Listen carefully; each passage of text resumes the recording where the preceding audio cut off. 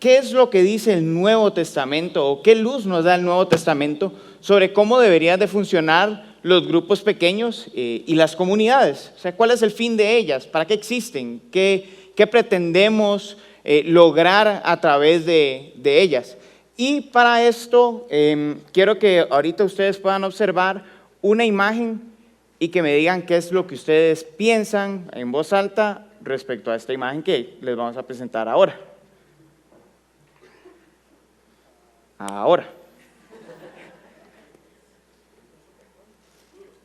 Una ciudad, supersónicos, hay mucha gente, hay naturaleza, hay ciencia, se ve que hay un montón de ciencia. De aquel lado, algunos edificios tal vez religiosos, Capitolio. ¿Qué se les viene a la mente? ¿Qué sería ese tipo de ciudad? Es una ciudad, voy a interpretarlo un poco, hay paz, hay prosperidad, hay desarrollo, hay ciencia. ¿Cómo se le llama a las ciudades que son perfectas? Una utopía, excelente.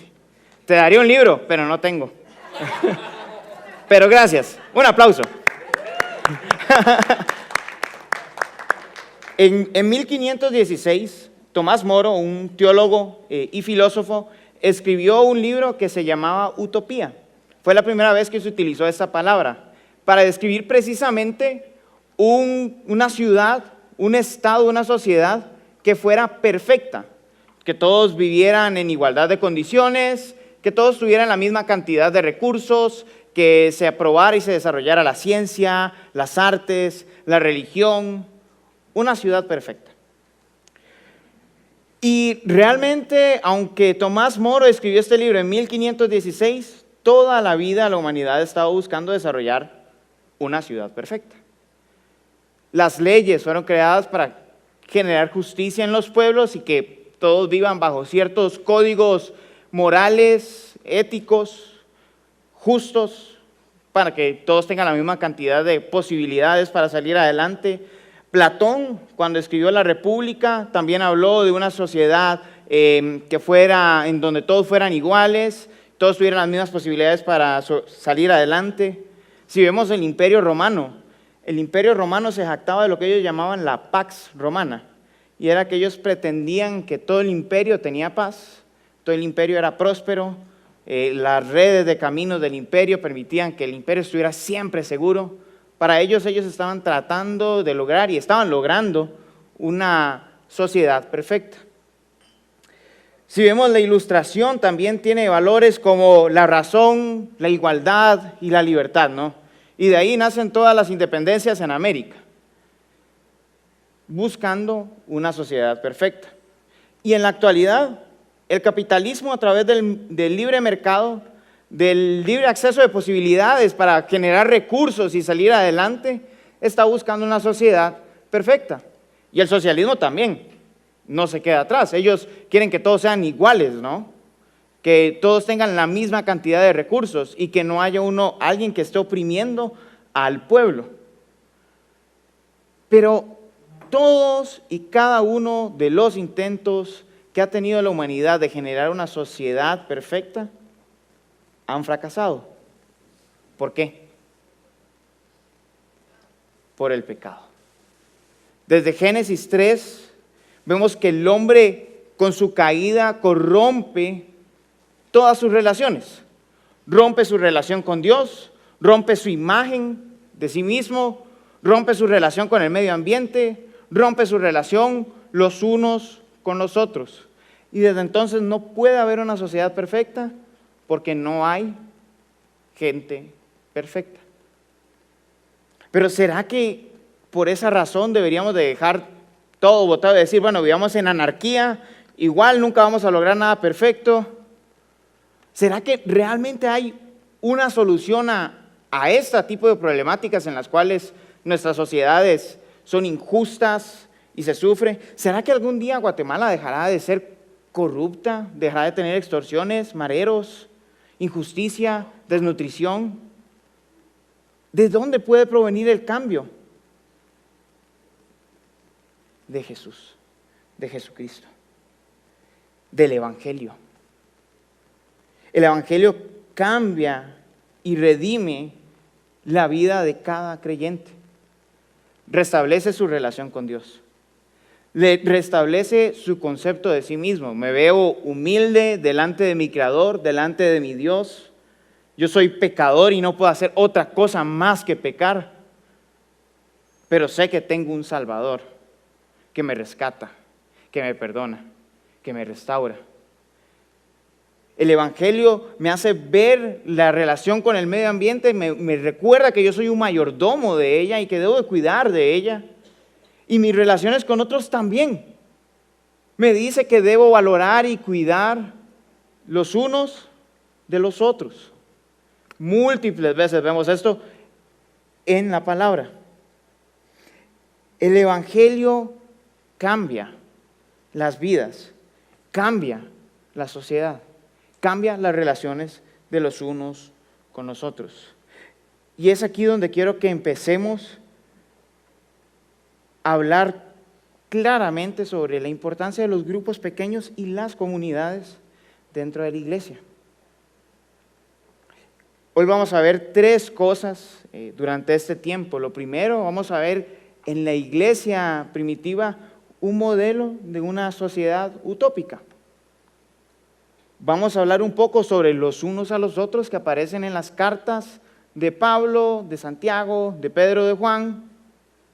Y vamos a ver cómo eso se puede aplicar hoy a nuestro contexto, a nuestras iglesias.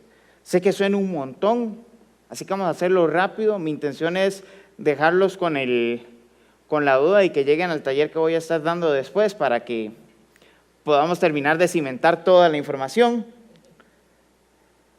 Pero básicamente lo que queremos ver es que la forma ideal en la que podemos hacer discípulos del Señor, en la que podemos crecer en santidad, es por medio de los grupos pequeños y las comunidades. Son funcionales y son claves para poder desarrollar nuestras vidas en santidad y en verdadera comunión. Hechos 2, del 43 al 47, dice lo siguiente: sobrevino temor a toda persona, y muchos prodigios y señales se hacían por los apóstoles.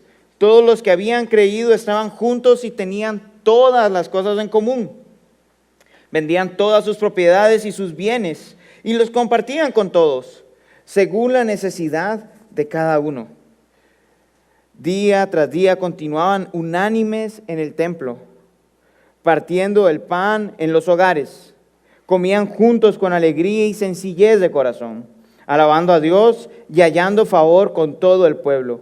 El Señor añadía cada día al número de ellos los que iban siendo salvos. La descripción que Lucas está haciendo aquí de la iglesia no es simplemente una descripción al azar o ponerla por simplemente ponerla. Realmente lo que él está haciendo es dándole una bofetada al sistema romano y diciéndole: esto sí es una sociedad justa, equitativa. Lo que ustedes tratan de vivir, no. ¿Y por qué? ¿Cuáles son los elementos que podemos encontrar en este pasaje que nos hablan de este tipo de iglesia que era una sociedad utópica? Bueno, podemos ver que hay predicación de la palabra, que hay adoración y que hay comunión. Ellos se reunían para escuchar la palabra, ellos se reunían para alabar, adorar en el templo, ellos se reunían para compartir sus bienes, para que no hubiera necesidad entre ninguno de ellos. Lo que Roma estaba buscando a través de la fuerza, la iglesia lo estaba consiguiendo a través del poder del Espíritu Santo, que los estaba transformando desde dentro, que estaba restableciendo las relaciones a como Dios desea que sean las relaciones los unos con los otros. La iglesia tenía todas las cosas en común. Esto lo vemos en el pasaje. Y hay tres formas especiales que menciona el pasaje, o al menos veo tres formas especiales en las que el pasaje nos dice que esa relación es perfecta, o lo más cercano a lo perfecto. Primero, ellos vendían sus propiedades y compartían según la necesidad de cada uno. Esto implica que ellos realmente reconocían la necesidad de las personas que estaban reunidas como iglesia. Hace poco me di cuenta de un caso bien triste que le pasó a una pareja de pastores que son del Salvador, que viven aquí en Guatemala. Los que son extranjeros saben que cuando uno llega a otro país y vive en otro país, normalmente está un poco solo, ¿no? Y la experiencia de ellos muestra esto. La señora tuvo una apendicitis, tuvieron que operarla. Al día siguiente la llevan a su casa. Su esposo le dice, mira, yo te voy a cuidar, yo te voy a dar una buena dieta, voy a limpiar la casa, voy a estar pendiente de ti. Y al día siguiente se enferma el señor. Y durante una semana entera, la iglesia donde ellos pastoreaban no se enteró de la situación en la que ellos estaban. No supo que habían operado a la esposa del pastor. No supo que el pastor estuvo enfermo y postrado en cama durante toda una semana. No supo la necesidad que ellos pasaban. Y esa señora, en esa condición, bajaba del tercer piso del apartamento donde ella estaba a la tienda a comprar poquita comida porque por su propia herida no podía cargar muchas cosas. Y estuvieron solos. Desgraciadamente esta situación es común en nuestras iglesias. Piense por un momento en los miembros de la iglesia donde usted asiste. ¿Conoce usted la necesidad de todas las personas que están ahí? Es más, piense usted en alguna necesidad que usted tenga ahora. No sé, dinero, que le ayuden a cuidar a los niños de vez en cuando, no sé. ¿Cuántas personas saben de esa necesidad?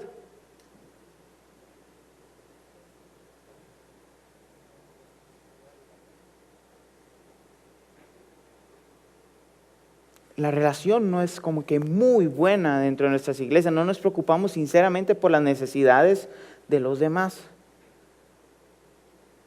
Vacilamos en eso. No estamos genuinamente interesados por los hermanos que Cristo compró por medio de su sangre. Bueno, esta iglesia al principio mostró que sí estaba interesada, aunque más adelante iba a tener problemas con ello, pero bueno, tuvo interés.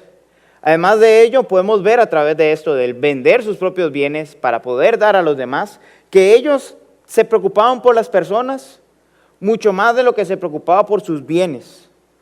Y esto sí es completamente anticultural. ¿Por qué? Tanto en aquel entonces como ahora, el que tiene más es el que es mejor, el que más se las puede. Incluso el tema de tener mucho, en muchas iglesias se ha vuelto como el tema de soy bendecido, ¿no? Si tengo mucho, soy bendecido por Dios. Pero realmente lo que vemos en esta iglesia es que ellos tomaban esos bienes y decían, no, esto no vale tanto como mi hermano. Voy a venderlo para poder ayudar y apoyar a mi hermano. Ponían a las personas por encima de las cosas. Y es triste que seamos tan comerciales que incluso las mismas cosas de la iglesia nos pueden hacer, no las queremos dejar en pro del bienestar de nuestros hermanos. Por poner algunos ejemplos, nos enorgullece el hermoso templo que tenemos, los maravillosos músicos que tenemos, el maravilloso equipo de sonido que tenemos, los excelentes predicadores que vienen, que nos acompañan, los invitados especiales, la cantidad de personas que asisten a nuestra iglesia. Nos impresiona y nos enorgullece el crecimiento de números de personas que asisten a nuestras iglesias.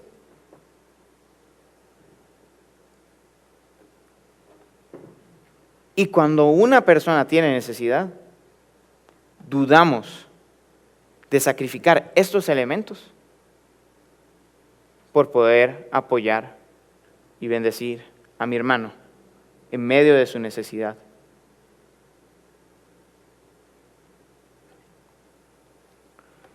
Para poder evitar esto, creo que es necesario que recordemos a Jesús.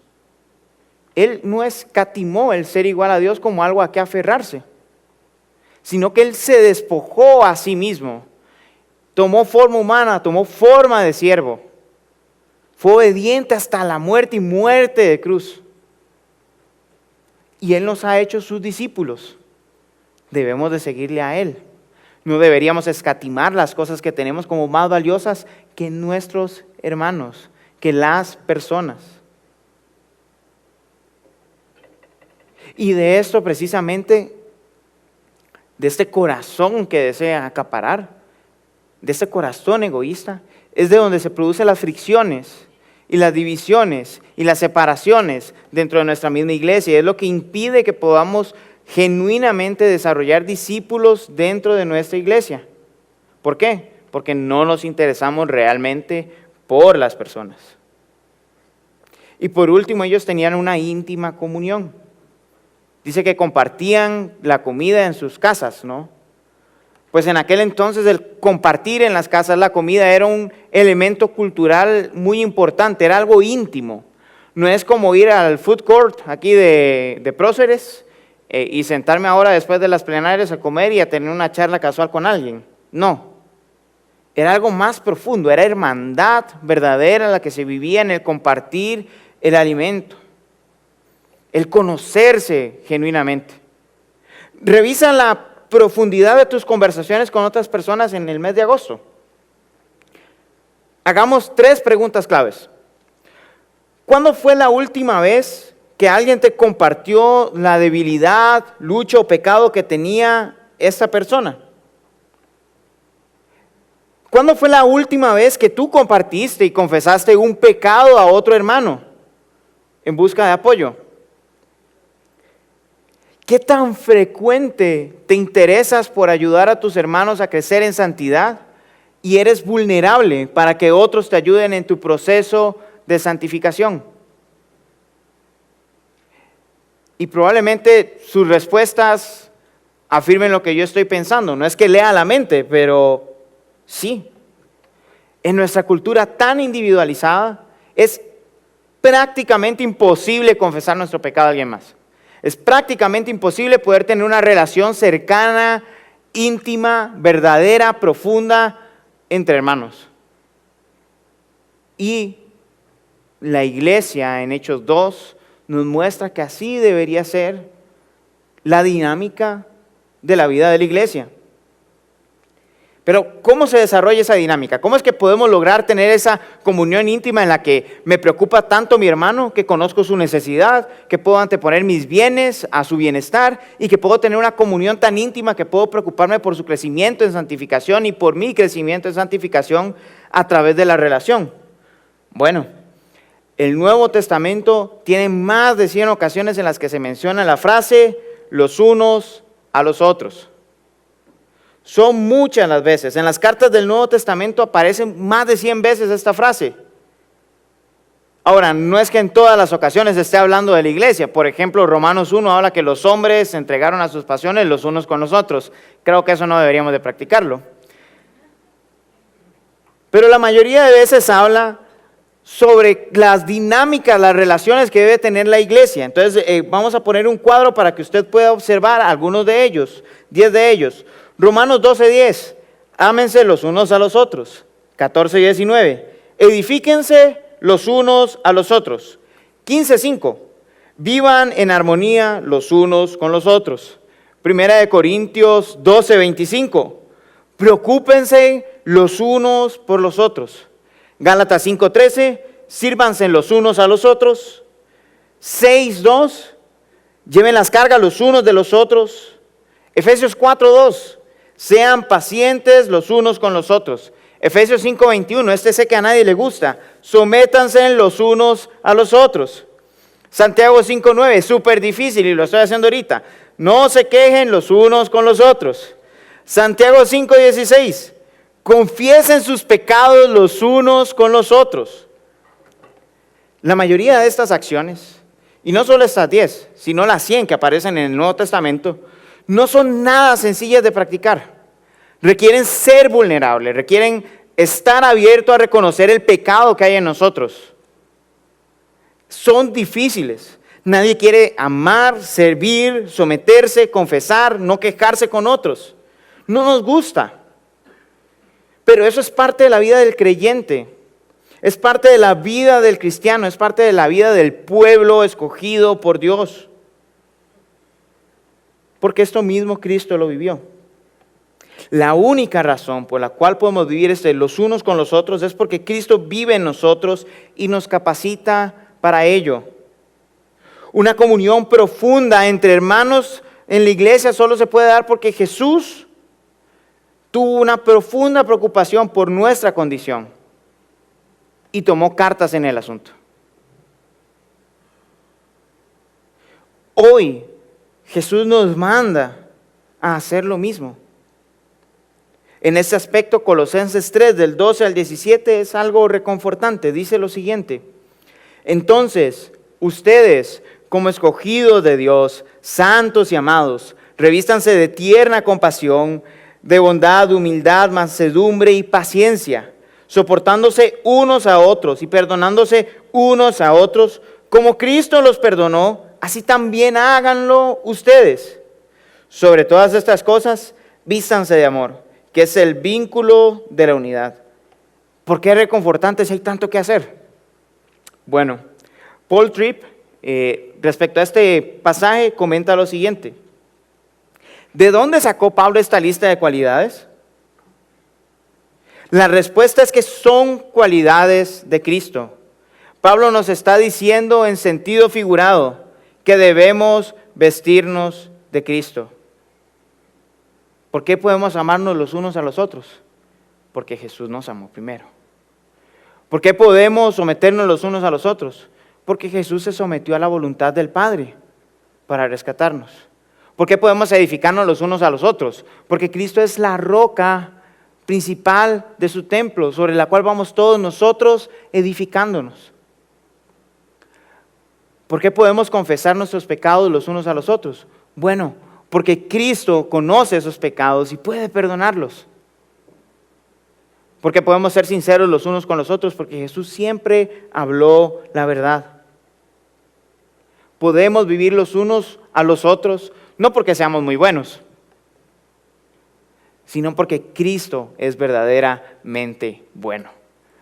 Porque Él nos está transformando, porque Él nos ha hecho su pueblo. Debido a esa razón debemos considerar vivir en comunión, como Jesús vivió. Así que pensar en un cristianismo que no se vive en comunión, que no se vive compartiendo los unos con los otros, es como pensar en un cristianismo sin Cristo. Cristo compartió con las personas, vivió con las personas, comió con pecadores, se juntó con los que le necesitaban. No se negó a la comunión. Y nosotros hoy en nuestro cristianismo occidental somos muy individualistas y queremos todo para nosotros y nada para servir a los demás. Y es aquí donde los grupos pequeños son importantes, porque todos estos unos a los otros, ahí los podemos aplicar, ahí los podemos vivir.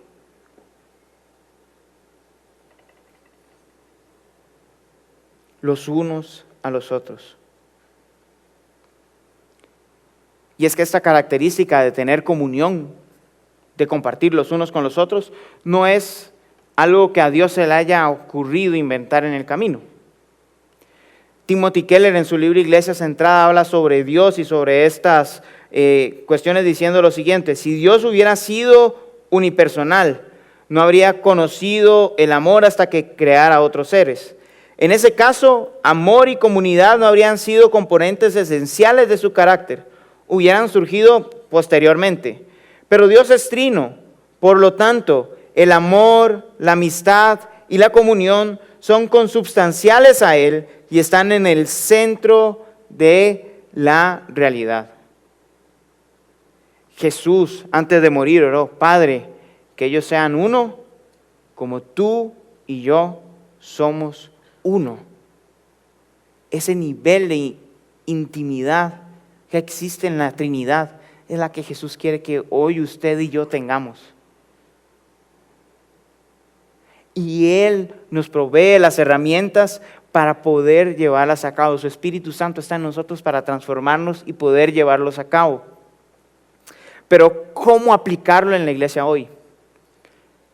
La iglesia de hace 2000 años era muy diferente a la de ahora. Si ustedes me dicen eso, yo les voy a decir, sí, es cierto. La forma en la que vivimos es diferente, pero eso no cambia el hecho de que los principios que vemos de comunión verdadera, de amor hacia el hermano, de amor al prójimo, de intimidad, se puedan aplicar hoy en día. Sé que es difícil estar en una iglesia de 5,000 personas y no poder tener mayor comunión dentro del servicio del domingo. Y es que realmente los servicios de los domingos no existen para que estos unos a los otros se vean en ese momento. O sea, no vemos gente que pasa a confesarse sus pecados a cada rato el servicio del domingo. Si empezamos a hacer eso con una iglesia de 50 personas, duramos 5 horas. Ahora con una de más, saber cuánto tiempo. Y el resto de cosas, ¿cuándo las aplicamos? El servicio del domingo es para poder adorar a Dios, adorar su obra, su evangelio, centrarnos en eso. Y en el día a día vivimos los unos a los otros como cristianos. Y es ahí nuevamente donde entra y juega el rol importante las comunidades, los grupos pequeños. ¿Por qué? Porque los grupos pequeños nos enseñan, nos dan la oportunidad, nos abren el espacio para que podamos tener esta reunión íntima y este compañerismo verdadero, esta fraternidad por la sangre de Cristo los unos con los otros. Al respecto, Pablo escribe en 1 Corintios, en el capítulo 12, lo siguiente, del versículo 4 al 7, dice: ahora bien, hay diversidad de dones, pero el Espíritu es el mismo. Hay diversidad de ministerios, pero el Señor es el mismo. Y hay diversidad de operaciones, pero es el mismo Dios el que hace todas las cosas en todos. Pero a cada uno se le da la manifestación del Espíritu para el bien común. Todos los miembros del cuerpo de Cristo tienen algún don que Dios le dio para poder bendecir a la iglesia, edificar a la iglesia a través del uso de esos dones. Y sí, los domingos no nos funcionan para que todos puedan hacerlo y expresarlo, pero los grupos pequeños, las comunidades, sí nos ayudan a poder expresar esto. ¿Por qué? Porque tenemos un grupo pequeño de personas que está compartiendo diariamente su vida, que se conocen, que saben sus luchas y que pueden, pensando en eso, servir pertinentemente, intencionalmente a esas necesidades. Les voy a poner un ejemplo. Estando allá en Costa Rica, yo tenía un amigo cercano que, aunque no teníamos una comunidad, un grupo pequeño como tal, empezamos a juntar algunos amigos para compartir la palabra y para compartir nuestro diario vivir. Hoy por hoy el grupo sigue, a pesar de que yo vivo acá y tenemos otro amigo que vive en Brasil y el resto siguen igual en Costa Rica, pero el grupo se mantiene y estamos pendientes con estas cuestiones de confesar los pecados los unos con los otros. No fue algo sencillo, no fue algo fácil, porque da pena, ¿no? Da pena aceptar que eres vulnerable, da pena aceptar que eres imperfecto, da pena quitarte la careta de cristiano perfecto y mostrar el corazón, lo que realmente somos. Pero cuando algunos de mis amigos empezaron a hacerlo, nos dimos cuenta de la riqueza, de la gracia y el amor de Cristo que nos provee hermanos que pueden estar orando por nosotros, que nos pueden estar apoyando en nuestros momentos difíciles, que pueden adorar con nosotros, que pueden crecer en el conocimiento de la palabra con nosotros. Por eso son importantes los grupos, porque nos permiten adorar a Dios juntos, en intimidad, nos permiten conocernos y llevar las cargas los unos de los otros en intimidad, nos permite servir a los que están dentro de la comunidad y a los que están fuera de la comunidad unidos, juntos. Por eso Dios dotó a toda su iglesia, para que toda su iglesia sirviera a la iglesia. ¿Con qué fin Dios dotó? Versículo 25 de 1 Corintios 12 dice, a fin de que en el cuerpo no haya división, sino que los miembros tengan el mismo cuidado unos por otros. Dios nos dotó para cuidarnos los unos a los otros. Es suficiente de hacer que la iglesia sea un lugar para consumir una prédica en el domingo, buena música el domingo. Es suficiente de hacer de la iglesia una cápsula espiritual a la semana. Es suficiente de hacer de la iglesia un simple menú espiritual, un lugar de consejos útiles. La iglesia es el pueblo de Dios que se edifica a través del servicio de los unos con los otros. Dicho servicio es mucho más personal e íntimo cuando lo hacemos en grupos pequeños, cuando nos conocemos en grupos pequeños. Con esto no estoy diciendo que olvidemos el servicio de los domingos, tenemos que hacerlo, tenemos que adorar juntos como congregación, pero que el lugar donde se va a ver manifestado en mayor forma nuestros dones, la forma en que podemos servir a otros, en que nos edificamos, va a ser en los grupos pequeños. Estando cada uno en el rol que Dios nos ha dado, con un corazón preocupado sinceramente por el bienestar de nuestro hermano, anteponiéndolo a nuestros propios bienes o a nuestros propios recursos, compartiendo íntimamente con ellos, sirviéndonos los unos a los otros para glorificar a Dios a través de nuestras vidas en comunión. La iglesia no es el lugar al que asistimos. Como decía Justin, el poema no me lo sé, el asunto del templo, del campanario, abres y las personas, no, el templo no es, como decía Justin, ni siquiera es el templo, la bodega, el edificio donde nos reunimos, no es la iglesia. La iglesia somos usted y yo. Y lo que Dios nos ha mandado a edificar es a usted y a mí, a través de nuestro servicio. Sé que es difícil, porque en una época tan individualizada, cuesta realmente preocuparse por alguien. En una época en donde lo que nos interesa son los likes en Facebook, los me gusta en Twitter, los me encanta en Instagram y en cuantas redes sociales más quieran, es difícil preocuparse realmente por alguien. Pero debemos recordar que el que tenemos a nuestro lado ahorita es nuestro hermano, que Cristo compró con su sangre, que Cristo redimió y que Dios me ha dado el enorme privilegio de estar al lado de Él para crecer juntos en santidad, edificarnos como un templo para Dios. Con esto que hemos visto, pensemos en las comunidades que tenemos. Un estudio bíblico es bueno, pero no es suficiente. Con un estudio bíblico adoramos a Dios, conocemos a Dios, pero no servimos a las personas.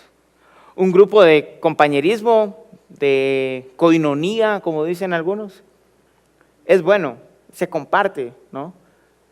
Pero no se llega a conocer con profundidad la vida de la persona que está a mi lado, ni necesariamente vamos al evangelio juntos para seguir creciendo. Los grupos pequeños, las comunidades pequeñas, deben tener estos elementos de adoración, de comunión, de servicio, los unos a los otros. Porque deben ser relaciones genuinas. Así Cristo ha pedido al Padre que podamos ser uno, como Él y el Padre son uno. En un mundo tan individualizado, debemos recordar que Cristo murió por su iglesia, que no es un grupo de personas aisladas por todos lados. Dios en Edén vio que no era bueno que el hombre estuviera solo y le creó ayuda idónea. Abraham, cuando lo llamó, dijo que iba a ser un pueblo de él. Cuando le entregó la ley a Israel, le dijo, si ustedes obedecen, ustedes serán mi pueblo y yo seré su Dios. A través de los profetas, cuando estaban en el exilio, les prometió que iba a rescatar un remanente de donde él iba a ser su pueblo.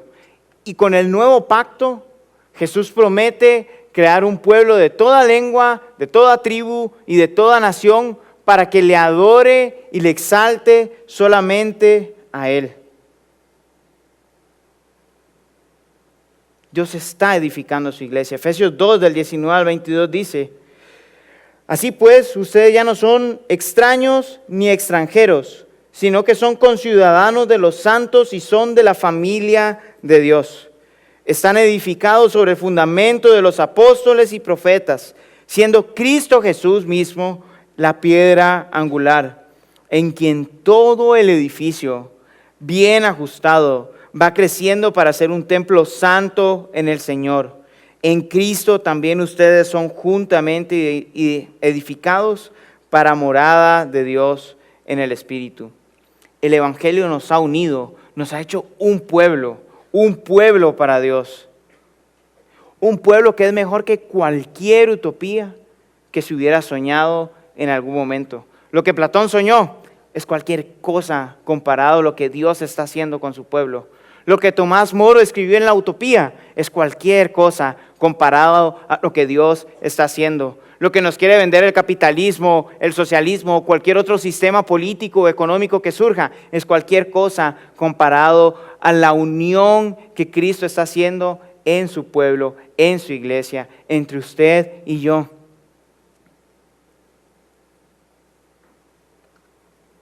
Los grupos pequeños, las comunidades, existen para que el cuerpo de Cristo pueda seguirse edificando. No es un programa más, no es una actividad más. Es vivir en misión para glorificar a Dios. Y es maravilloso porque cuando nos juntamos, cuando disfrutamos de esa comunión, de esa intimidad,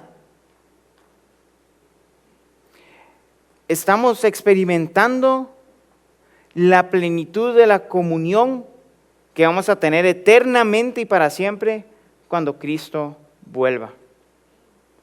Son, si me permiten hacer usar un cliché, pedacitos de cielo que estamos experimentando acá.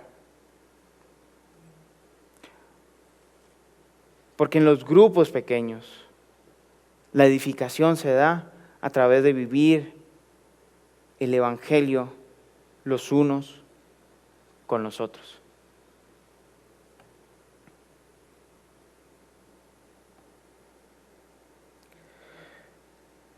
Quiero leer para ustedes un pasaje que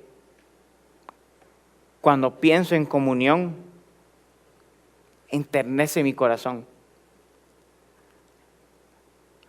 Porque lo que vamos a leer va a ser maravilloso cuando suceda, pero hoy lo podemos experimentar dentro de nuestras iglesias, con nuestros amigos, con nuestros hermanos, en los grupos pequeños. Apocalipsis 7, 9 en adelante dice,